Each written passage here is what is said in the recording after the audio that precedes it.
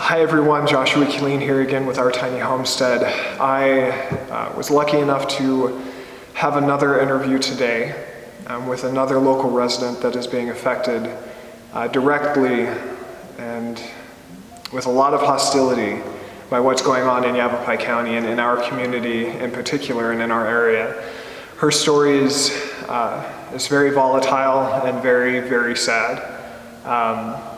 And it's happening right now. All truth, no fabrications. Please listen closely.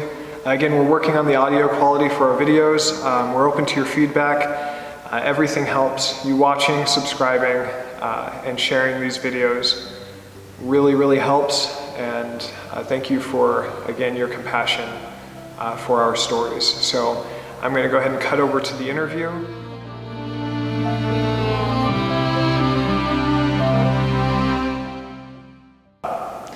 Thank you for taking the time and having the courage to have this interview with me. It's really helping. We've gotten a lot of attention with the videos that we've been posting, and I think that we are raising a lot of awareness for our current situation. And you are your family and your home is one of the homes, you're one of the households that's currently basically under attack by Yavapai County. Under fire. Under fire. Under fire, yes. I got a letter June 5th, 2017, 18? Told me that I was out of compliance, that I wasn't allowed to be there, that I needed to vacate. And Jacob Blaine said that I needed to do a perk test, I needed to do this, I had to remove my buildings, I couldn't stay there. So just a little backstory really quick. How long have you lived in this area? 2 years. 2 years. Awesome. And you own your property, right? I own it outright. And so Jacob Blaine, who at the time, from what I understand, just for those of you watching this interview, after a bunch of complaints started coming into the county regarding what the code enforcement or zoning inspectors were doing, there were a lot of complaints that were filed on Jacob Blaine, and he is, according to Yavapai County Development Services, he is no longer in that position. It's now David Dieterle, who is doing the exact same thing. It's just a different face and a different name. But Jacob Blaine, the same as us, about the same time last year, actually, June of last year, you're saying that Jacob Blaine was the inspector or the code enforcement officer that sent you your violations. Yes, I received pictures in the mail, which when you look at the pictures, you can clearly tell he trespassed on my property. I have a 22-acre parcel. My driveway is 10 acres long in order to get to where my houses are. And the pictures were probably 1,000 feet away from my buildings. And you have no trespassing signs? And I have no trespassing signs.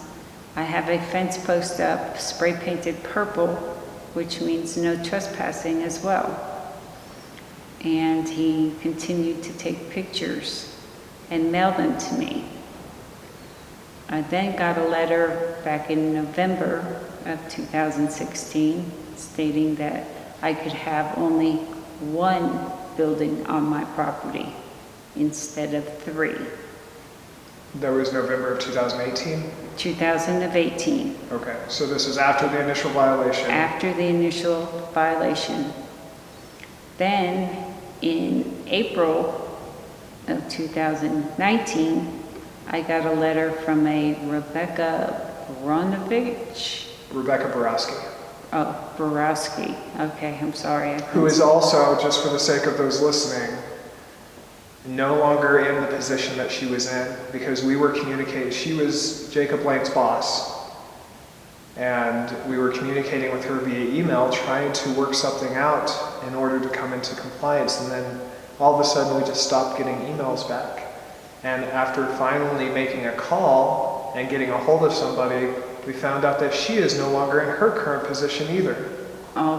Which is pretty, so both Jacob Blaine and Rebecca, who started all of these issues last year for a lot of people, are no longer in their position. They replaced them with 2 other people who are now doing the same thing. Just wanted to put that in there. Sorry for interrupting. Okay. I received a court date from Rebecca. When I tried to call Rebecca about this court date, I received David Williams on the phone, who proceeded to yell and scream at me and tell me to vacate my property, that he wants it vacant land, and if I don't, he's going to have me arrested, and he's going to forcibly remove me with the full power of the police department from my property that I own outright. For code violations. For code violations. Alleged code violations. Alleged. That I've had a perk test done and my land perked, and I was going to put a septic in, but that wasn't good enough for him. It wasn't fast enough for him. He was going to have me arrested. If you didn't vacate the property immediately. If I didn't vacate it immediately. So I had court on May 14th. Now when you say court, do you mean just the county hearing? The county hearing. Okay. So I showed up to the county hearing, and I was accosted by him. By David Williams? By David Williams in the hallway, who came out to me and told me no matter what I say or what I do, he doesn't give a about my land patent. He wants me off that land. He wants it vacant, and he said to me 3 times that I need a attorney. I almost jumped back at myself because I couldn't believe he cussed at me. And this was in the county building? Yes, and my husband was standing there and wanted to throttle him. We went inside to the court, and he called us back out and said, "Here, we're dismissing this," and handed me another court date. And I was like, why am I getting another court date? And so we go out to the park. He said, we can do this now or we can do this later. I said, we'll do it later. So I left. I mailed him an affidavit of truth, which would be the 3rd one that I've sent. And if you don't respond to affidavit of truth within 30 days, it stands as truth in a real court of law, but obviously we're not dealing with the court of law. So 30 days on my birthday, June 25th, we go to court, and again, he threatened me with jail time. So I just want to expand on this a little bit, and then we'll be cutting the interview short here. He threatened you with jail time for code violations, which, correct me if I'm wrong, but there's nothing criminal regarding zoning and ordinance when it comes to code violations. This is not, when you go to a hearing with the county, with Yavapai County, that's not a court of law. No. That is a hearing. It's classified as a hearing, and you have a hearing officer, but they are not officers of the law. The code enforcement officers are not officers of the law. They are employees of Yavapai County. Is that correct? Correct. That's my understanding as well. So I'm sorry, go ahead. He told me that I couldn't live in my RV that is on my property, in which a man 10 miles away lives in his RV, and the court allowed him to, and Yavapai is mad because there's nothing they can do about it. And so he's telling me I can't, but the man down the road can. So I guess the root of the issue is that I'm really sorry that you're going through this. We're going through something very similar. I personally did not get screamed at by David Williams or cussed at. Luckily, I didn't have to deal with that. I'm very sorry that you had to go through that. That would be pretty traumatizing. So can you summarize with what you've,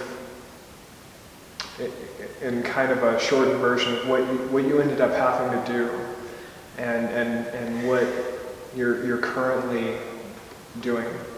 Under duress, I had to sign a complaint or a paper that says that I'm guilty of code violations, which I don't feel I am, because he was intimidating me to go to court or face going to jail to sign these papers for a judgment, which they said at first, no, we're not going to send you for a judgment, we're going to wait, but we'll give you 6 months to vacate the property. So now I'm vacating my property, which I own outright, and I have to go live somewhere else because of David Williams. So, again, I'm really sorry that you're going through this. I know that there are, and I think you know as well, there are a few other families that are going through this right now and have also been threatened with the same thing.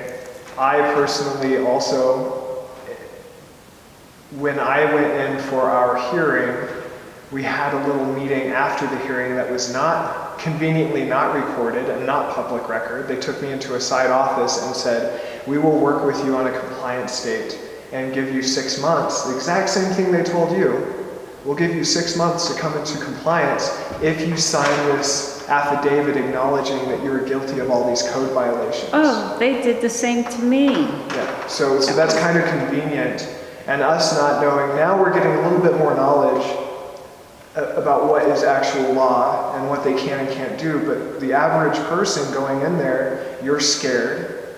They're threatening you with over $7,500 in fines or $2,500 in fines. And they're telling you they're going to take you to jail and kick you off your own property unless you sign this form. And then they'll give you 6 months to work with you. Is that kind of sum it up? And I've never been arrested in my life. So to me this sounds like coercion. Again, thank you for taking the time and having the courage to have this interview with me. The whole purpose of these videos is to, again, raise awareness and to stop this from happening to us and to anybody else. Thank you so much. You did awesome. So there you have it. That's just another one of many stories out here that is happening right now. These are just the people that are brave enough to come forward, the people that have no other options. They don't really know what else to do. So right now we're trying to share our stories and reach out to you for help, the viewers, to help share these videos, and hopefully somebody will see these videos that has a little bit more of a skill set or knowledge that can help us gain some knowledge again on how we can fight this tyranny, which is what it is. This is tyranny. This is coercion. We mentioned in this video, and I forgot to mention in my initial introductory video, that they give you a false choice. They're giving you a false choice. They're coercing you into signing a form acknowledging violations, and if you don't sign it, they will not work with you. They will force you to get off of your property, and they want you to tear down your home. They straight up say that everything needs to be torn down and the property needs to be vacated to vacant land. You own this land. This is our land. We bought it outright. And they are telling us how we need to live on it. It's wrong. This is not what our forefathers had in mind. There are multiple civil rights violations going on here, and we're going to get to the bottom of all of it. And again, thank you so much. Please hit subscribe down below, and please stay tuned for more interviews. We have at least 3 others lined up. And again, thank you for your support. Till next time.